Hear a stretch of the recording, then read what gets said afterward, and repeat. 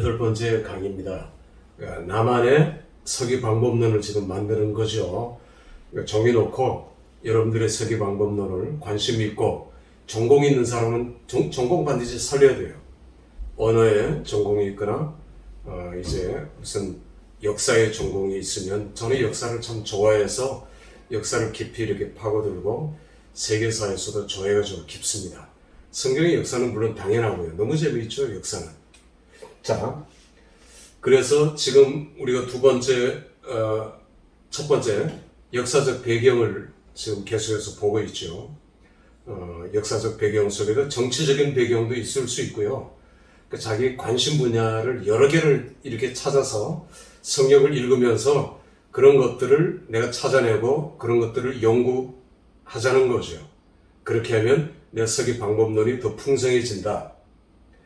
자, 또 이제 그 역사적 배경 중에 제일 중요한 것은 기록자가 누군가 하는 거는 우리가 성경을 연구할 때 모세오경 기록자가 누굽니까? 모세죠. 그런 자유주의 신학자들은 모세라고 안 해요. 무슨 소리냐? 모세가 자주 나오고 모세가 내가 기록했다고 나오는데, 그런데 그 신명기 맨 끝에 보면 모세가 죽은 후에 대한 기록이 몇 절 나와요. 그걸 가지고 이거 모세의 저작이 아니라고 그러죠. 웃기고 자빠졌네. 아니 그럼 내가 자서전을 쓰는데 내가 씁니까? 자서전을 직접 써주는 사람이 있습니까? 내가 쓰기도 하지만 써주는 사람이 있죠. 써주는 사람이 쓸 때는 내가 죽은 이후에 삶도 짤막하게 쓸 수 있는 거예요. 혹은 결론적으로도 쓸 수 있고 부록같이 그렇게 쓸 수도 있는 것입니다. 그걸 가지고 모세의 기록이 아니다? 그건 아니죠. 여호수아서도 마찬가지예요. 같은 방법으로 여호수아서 맨 끝 부분에 여호수아가 죽은 후에 몇 줄 기록됐다 해서 여호수아의 기록이 여호수아가 아니다. 그게 잘못된 것이죠. 여호수아가 기록이 아니다라고 여호수아를 읽는 사람하고 여호수아가 기록자다라고 알고 여호수아서를 읽는 사람하고는 하늘과 땅 차이잖아요. 기록자를 모르면 처음부터 끝까지 계속 퀘스천 마크예요. 의문부호가 이어집니다. 그러나 기록자를 알면 이사야 기록자를 알면 우리가 이사야서 전체를 더 쉽게 이해할 수 있는 거예요. 그걸 모르면 신약 성경은 더 중요하죠. 그 히브리서 아주 많은 학자들은 절반 정도는 저자를 모른다. 그러나 절반 정도는 바울이라고 얘기하거든요. 바울이라고 얘기하는 사람은 여러 가지 이유가 있어요. 문체가 바울의 문체입니다. 단어도 바울이 자주 쓰는 단어예요. 그리고 그 당시 히브리서를 그렇게 기록할 만큼 이제 히브리인들에 대한 히브리 철학, 헬라 철학에 대해서 능통한 사람이 몇 사람 없어요. 아볼로, 누가 그 정도인데 앞뒤 전후 문맥을 다 살펴보면은 누가 아볼로는 아니고 바울밖에 없는 것입니다. 초대교회 더군다나 그렇게 이름이 알려진 사람, 더군다나 결정적인 건요, 바울이 히브리인들한테는 원수가 됐잖아요. 죽이려고 했고요. 암살 팀도 조직했고요. 머리 빡빡 깎고 이를 갈고 바울을 죽이기까지는 먹지도 마시지도 않겠다 했고, 그러니까 바울이 히브리인들에게 보내는 히브리서를 기록하면서 내가 썼다 이렇게 얘기할 수 없죠. 내가 썼다라고 얘기하는 걸 감추죠. 그러나 바울의 어체, 문법, 단어들은 감추려고 해도 그 수많은 단어 문장인데 못 감추는 거예요. 자, 이런 것들 그 이외에도 여러 가지가 있습니다. 만약에 바울이 히브리서의 기록자다 이걸 알고 히브리서를 읽으면 잘잘 풀려요. 아, 이 표현을 이렇게 썼었구나. 이 표현은 무슨 교회를 염두에 두고 누구를 염두에 두고 기록을 했구나. 이걸 알 수 있는 겁니다. 근데 그걸 모르면 좀 답답하죠. 기록자를 모르면 참 답답한 겁니다. 요한계시록의 기록자를 모른다? 말이 안 되는 거죠. 그리고 수신자도 알아야 돼요. 이 성경을 받는 사람들이 그러니까 1차 수신자죠. 그 당시에 성경을 기록할 때 로마서는 로마에 사는 교인들이 1차 수신자고 2차 수신자는 전 세계에 흩어진 기독교인이라는 말입니다. 이렇게 1차 수신자와 2차 수신자는 나뉘어져 있어요. 그러니까 제3차 수신자는 우리가 되겠죠. 그 다음 시대의 사람들, 그러니까 수신자가 누군가 그걸 알아야 그 수신자에게 보내는 그들만이 아는 언어, 그들과 바울만이 아는 그런 표현들이 있잖아요. 비밀도 있고요. 너희와 우리 사이의 비밀, 이렇게 얘기하지 않습니까? 자, 이런 것들이 반드시 우리가 서기를 할 때 그걸 알아야 되는 것이요. 이걸 모르면 서기하는데 굉장한 어려움이 일어날 것입니다. 기록자와 어떤 청중과의 관계, 또 언제 기록했냐, 뭐 이건 너무너무 중요합니다. 언제 기록했는지를 모른다, 연도가 막 틀려버린다, 바벨론 포로 전후 헷갈린다, 그러면 해석이 완전히 달라지는 거예요. 왜냐하면 바벨론 전에 기록하면 예언이 되지만 바벨론 후에 기록하면 그냥 체험, 경험이 돼버리고 마는 거죠. 그러니까 자유주의 신학자들은 후대를 자꾸 기록 연대를 후대로 넘겨요. 왜? 예언이라고 얘기하기 싫으니까 그래요. 그런데 저는 문맥을 다 보면은 예언이거든요. 근데 그들은 그게 싫은 거예요. 이건 인간의 언어고 인간의 언어로 기록된 인간의 작품이고 이런 식으로 얘기를 해요. 훌륭한 작품입니다. 성경이 작품이 아니라 하나님의 말씀, 생생한 하나님의 말씀 그 자체라고요. 그런데 그들은 자꾸만 그렇게 평가절하를 하는 것입니다. 자, 나만의 서기 방법론, 역사적인 그런 사건들, 2단계. 역시 문학적 배경이죠. 문학적 배경에 문법도 있고, 구문론도 있고, 구조도 있는 거예요. 근데 제가 제일 강조하고 있는 부분들은 구조입니다, 구조. 그리고 우리가 수많은 것들을 살펴보았지만, 이런 구조들이 있는지 여러분들이 숙지하고, 이런 구조들을 찾아내는 게 우리가 서기 설교를 하는 것도 풍성해지죠. 이런 그 구조를 띄고 있구나. 특히 우리가 창세기 같은 경우에는 아까 제가 주맨 크로즈업 기법을 썼다 했는데 계속 그렇게 인물 중심으로 인물을 크로즈업하고 나중에 야곱을 크로즈업하고 이삭을 크로즈업 하잖아요. 딸랑 2장밖에 안 나오지만 그 다음에 다시 또 이제 야곱을 크로즈업 하고요. 이런 식으로 계속 인물들을 크로즈업 하면서 창세기가 맞춰지죠. 줌 앤 크로즈업입니다. 출애굽기에도 처음에는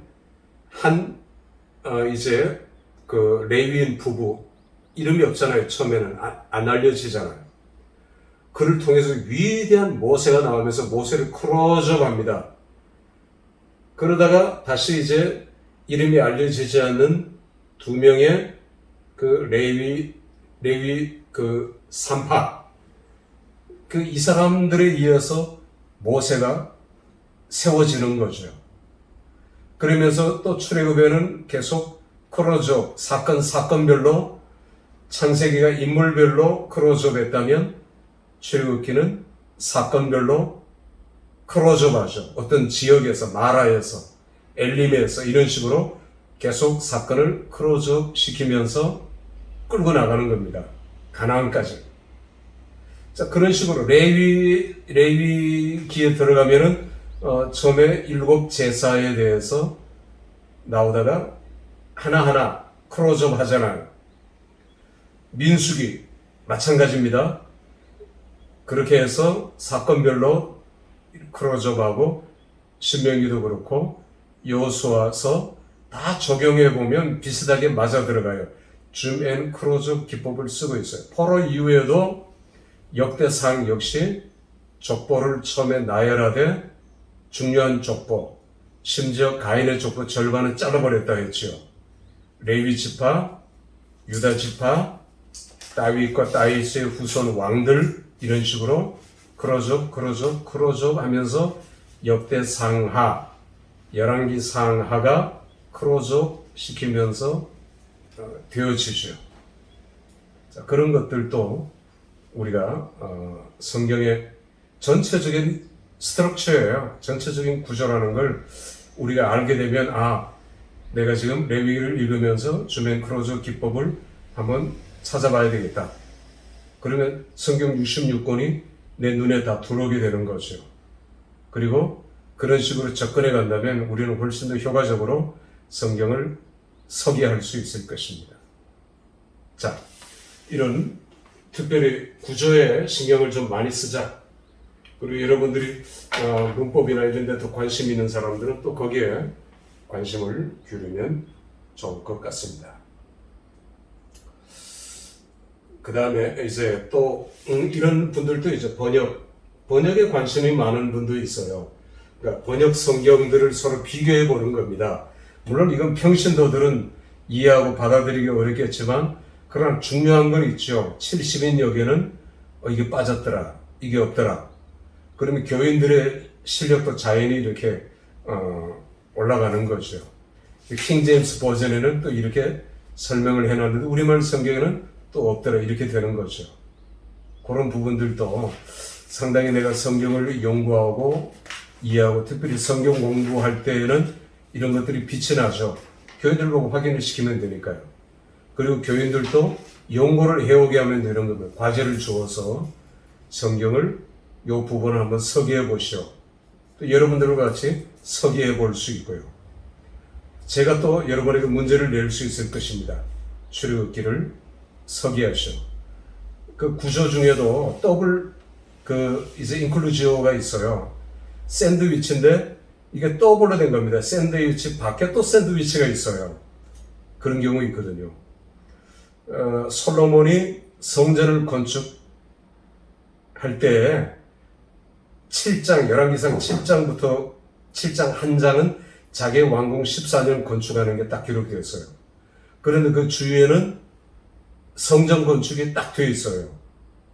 그러니까 요 안에 또 밖에 이런 식으로 구성이 되어 있어요. 그러면서 제일 중간에 솔로몬의 왕궁 건축이 14년 걸렸다는 것은 솔로몬이 성전 건축 7년보다 자기의 왕궁 건축에 더 공을 쏟았다. 솔로몬이 이게 전부터 엉터리다.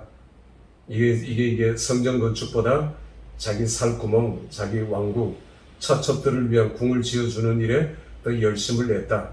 솔로몬 처음부터 믿음이 없었다. 처음부터 그랬다. 이게 나오는 거죠. 그렇지 않으면 솔로몬이 뭘 했나? 왜 이렇게 했나? 점점 미궁에 빠지게 되는 것입니다. 여러분 얘기가 길어졌지만 자 2단계 이 정도로 마치고요. 3단계는 아까 얘기한 중요한 단어들을 꼭 살펴봐야 됩니다. 계속 반복되면서 나오고 있는 단어들이거든요. 그 다음에 아까 얘기한 구문 분석에 있어서 동사, 정관사 어려운 거지만 그러나 전문적으로 공부할 필요가 있거나 여러분이 글을 쓰는 사람들은 이런 걸 통해서 자기만의 글을 쓸 수 있잖아요. 그러면 굉장히 뿌듯하다고요. 저도 수십 년 전부터 글을 계속해서 제 블로그에 쓰고 있는데 요즘에 제 글을 이렇게 검색해 보면 다른 사람들이 다 퍼다 날랐어요. 자기 걸로 포장하기도 하고 그렇게 날랐어요. 제가 그거 보면서 제가 실수한 부분도 그대로 날라요. 실수한 부분도. 그런 거 좀 바꿔가면서 하면 좋은데 물론 저는 공개했으니까 이런 걸 통해서 더 많은 사람들이 성경을 더 많이 알게 되고 더 자세하게 연구할 수 있는 조성이 되는 거죠. 자, 제가 여러 가지를 써놨습니다. 요절 찾기, 이제 주제 찾기. 여러분 옛날에는 주일학교 공부할 때는 요절 찾기에 관심이 많았잖아요. 그런데 그 요절 찾기는 요절 찾기 하는 사람 마음대로 해요. 다 요절이 똑같지는 않아요. 주제도 다 똑같지는 않고요. 마찬가지로 설교의 제목이나 내용이 다 똑같지 않다는 말입니다. 같은 본문을 보면서도 설교의 내용이 다 달라질 수 있고요. 설교의 제목이 다 달라질 수 있어요. 이거는 내가 어떻게 해석을 하느냐에 따라서 해석자에 의해서 달라지는 거죠. 6단계는 신학적인 문제. 우리가 서기를 다 하고 난 다음에는 반드시 신학적인 문제를 검토해야 합니다. 이게 신학적으로 지금 잘못됐는지 내가 칼빈주의를 공부하고 우리 신학교도 칼빈주의입니다. 그런데 이 내용이 알미니안주의가 들어가 있으면 안 되잖아요. 인간의 이성을 우선시하고 그런 것들이. 그러니까 저같이 좀 오래된 사람들은, 연식이 오래된 사람들은 방송 설교 이걸 듣거나 보면은 저 사람이 감리교 목사인지 통합측 목사인지 합동측 목사인지 거의 맞춰요. 왜냐하면 그 사람들이 늘 쓰는 용어들이 있어요. 그리고 이런 신학적인 칼빈주의, 칼빈이라는 말 자주 하고, 그리고 설교의 형식이나 내용들이 칼빈주의예요. 또 감리교나 오순절 계통의 분들은 설교를 하는데 대부분입니다. 100%는 아니고 대부분 알미니안주의 설교를 해요. 왜? 그렇게 배웠으니까, 그게 내 몸에 지금 들어와 있으니까 설교가 자연스럽게 그렇게 나오게 되는 겁니다. 그러니까 교인들도 그거 따라가게 되겠죠. 대표적인 게 칼빈주의, 알미니안주의인데, 요즘에 제가 느끼는 거는 교단이 달라도요. 감리교나 성결교, 오순절 그래도 설교는 칼빈주의 설교를 하고 있는 분이 많이 있어요. 또 이런 게 있습니다. 내가 어떤 분을 모델로 삼는 것, 설교자를 모델로 옥하는 목사님이나 하영주 목사님을 모델로 삼는 건 좋아요. 참 바람직하죠. 그런데 그 설교를 뺏겨가지고 하게 되면 문제가 심각해지는 겁니다. 그러면 그 나중에 이렇게 유명한 설교들은, 웬만한 설교들은 사람들이 다 알아요. 교회들도 알아요. 교회들도. 그러면 그때부터 목회를 못하게 되는 겁니다. 설교를 한번 뺏겼다. 이거 들키면. 그런데 목사들한테는 이게 굉장히 유혹이거든요. 내가 지금 당장 설교해야 되는데 시간은 없고 신방 가야 되겠고 갔다 와서 설교 준비할 시간은 30분인데 인터넷에서 뽑아서 하는 게 낫죠. 그러면 한두 번만 들여다보면 노래하는 목사들은 설교할 수 있죠.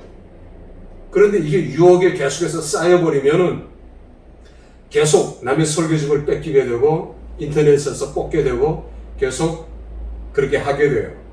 그랬다가 이게 막 짬뽕으로 섞이게 되면 어떤 날은 칼빈주의 설교했다가 어떤 날은 알미니안주의 설교. 고수가 되면 그런 건 고칠 수 있지만 시간이 쫓기다 보면 이런 것도 헷갈리게 되는 겁니다. 이해가 되시죠? 그래서 내가 롤 모델로 삼을 수 있는 그런 목회자, 설교자는 반드시 필요해요. 그러나 반납 뺏기면 안 됩니다. 힘들어도 내 설교가 있어요. 이 서기 설교를 그래서 하는 중요한 이유가 기도도 그렇잖아요. 기도의 폼이 있으면 기도가 쉬워요. 그 폼에 맞춰서 조금씩 바꾸면 되는 겁니다. 그런데 폼이 없으면 계속 처음부터 끝까지 만들어야 돼요. 설교도 처음부터 끝까지 만들려면 얼마나 힘든지 아세요? 그러나 설교의 내 폼이 이렇게 만들어져 있으면 쉬워요. 못 느꼈다면 아직 여러분들은 초보고 제 말에 동의하면은 이제 조금 익숙해진 겁니다. 조금 고수에 가까워지는 거예요. 자기만의 설교 폼이 있어야 돼요. 그리고 거듭 강조하는 것은 예수 그리스도의 이름으로 결론을 맺어야 돼요. 예수 그리스도 결론을 맺어야 돼요. 기도도 예수 그리스도의 이름으로 기도의 마침표를 찍듯이 설교도 예수 그리스도 꼭 기독론적 설교가 아니라 하더라도 예수 그리스도의 이름으로 설교를 마쳐야 됩니다. 이게 비블리컬 프리칭이에요. 다시 말하거니와 자기의 이제 그 서기가 방법론이 만들어져야 된다는 겁니다. 이거 시간 많이 안 걸려요. 처음에 전도사일 때 제대로 공부하면 한 학기만 공부하면은 평생 나의 서기 설교를 만들 수 있어요. 그렇지만 처음부터 뺏겨서 설교하면 평생 지금도 뺏겨서 설교하는 사람 많아요. 칼빈은 이런 표현을 썼습니다. 나는 설교에 밤이 없으니 죽고만 싶다. 그러니까 설교가 힘들다는 거예요. 물론 칼빈 정도 되니까 위대한 설교자가 되니까 비슷한 설교나 똑같은 설교를 할 수 없죠. 날마다 새로운 설교를 쏟아내야 돼요. 큰 교회 목사들은 괴로울 겁니다. 괴롭지요, 정말. 주보에 오전 예배는 그렇다 치고 오후 예배 본문하고 설교 제목이 나가니까 집에 가서 주소책 펴고 다 읽어오는 성도들도 여러분 반드시 있습니다. 여러분 교회 숫자가 몇십 명이라 하더라도 반드시 있어요. 심지어 웬만한 목사 설교집들을 다 가지고 있는 평신도들 굉장히 많습니다. 목사님들도 그 설교집들을 가지고 있잖아요. 유명한 목사 설교집이니까 그거 보고 뺏겨서 설교했다가는 들통나는 건 시간 문제예요.